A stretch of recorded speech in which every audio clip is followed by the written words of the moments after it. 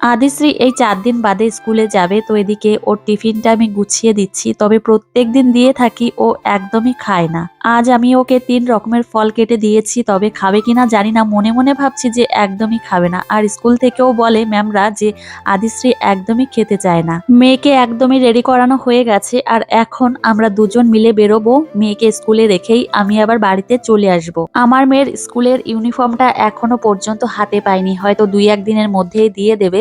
তো যাই হোক, এদিকে মেয়েকে নিয়ে এখন যাচ্ছি স্কুলের দিকে। আদিশ্রী চলে এসেছে স্কুলে, এখন ওকে স্কুলের মধ্যে রেখেই আমি আবার চলে এসেছি বাড়িতে এসে মাছ কেটে নিয়েছি, পরিষ্কার পরিচ্ছন্ন করে রেখে দিয়েছি ফ্রিজে।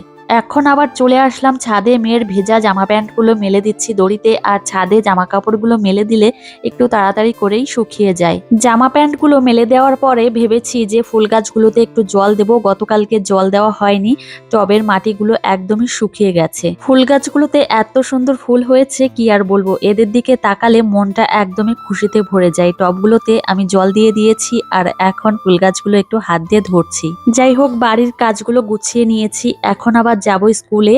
আর এদিকে স্কুলে এসেই দেখি বাচ্চাগুলো এখন চলে এসেছে মাঠে। আমি ভেবেছি হয়তো আদিশ্রী এখানেই রয়েছে, কিন্তু পরে দেখলাম না, ও স্কুলের মধ্যেই রয়েছে। তারপর ওকে নিয়ে চলে এসেছি বাড়িতে, আর বাড়িতে এসে দেখবো যে ও টিফিন খেয়েছে কিনা। বাড়িতে এসেই মেয়েকে আমি ফ্রেশ করিয়ে দিয়েছি, আর এখন ওর টিফিন বক্সটা চেক করে দেখি ও একটা ফলও খায়নি। তো এখনও ২-১টা করে ফল খাচ্ছে।